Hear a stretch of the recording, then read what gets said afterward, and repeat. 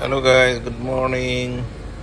আজি আমাৰ ৰিগৰ লাষ্ট কেচিং যিহেতু তাৰ কাৰণে অকণমান পূজাৰ আয়োজন কৰা হৈছে। তাকে বোলো আপোনালোকক অকণমান দেখাওঁ, চাই থাকক মোৰ ভিডিঅ'টো। কি কি হৈছে দেখাই গৈ থাকিম আৰু। আমাৰ মনোজ দা আৰু ফুলে চকাই পূজাৰ কাৰণে আগবাঢ়িছে আৰু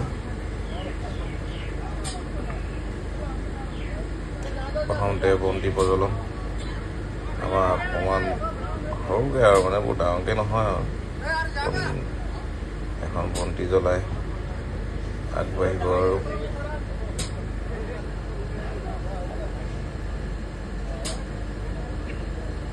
এয়া সকলো ৰাইজ ৰৈ চাই আছে।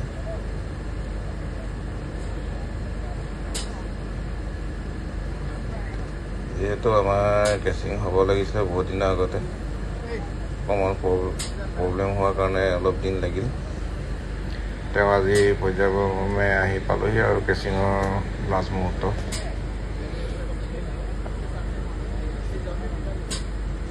আমাৰ মনোজে চাকি গছ জ্বলাইছে।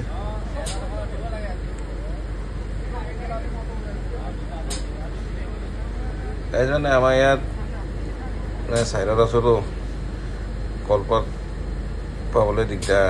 আগলতি কলপাত দেখিলে আমি মানে ওচৰত নাপালোঁ, নোপোৱা দেখি আমি এনেকৈ অকণমান আগবঢ়াই লৈ গৈছোঁ আৰু যিহেতু আপোনালোকে আশীৰ্বাদ কৰিব আৰু আমাৰ মনৰ কামনা যাতে পূৰ হয়, আমাৰ কাম ভাগি সকলোৱে হয়, ভালকৈ হয়, যাতে বাধা বিঘিনি যাতে নাহে, তাকে আপোনালোকে আশীৰ্বাদ কৰিব চাই পিনে।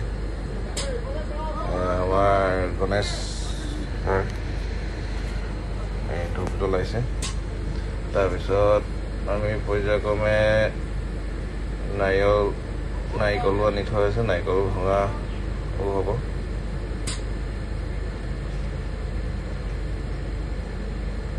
সকলোকে এডাল এডাল ধূপ দিবলৈ কৈছে আৰু যিহেতু সকলোৱে কাম কৰিব, সকলোৱে এডাল এডাল ধূপ আগবঢ়াব।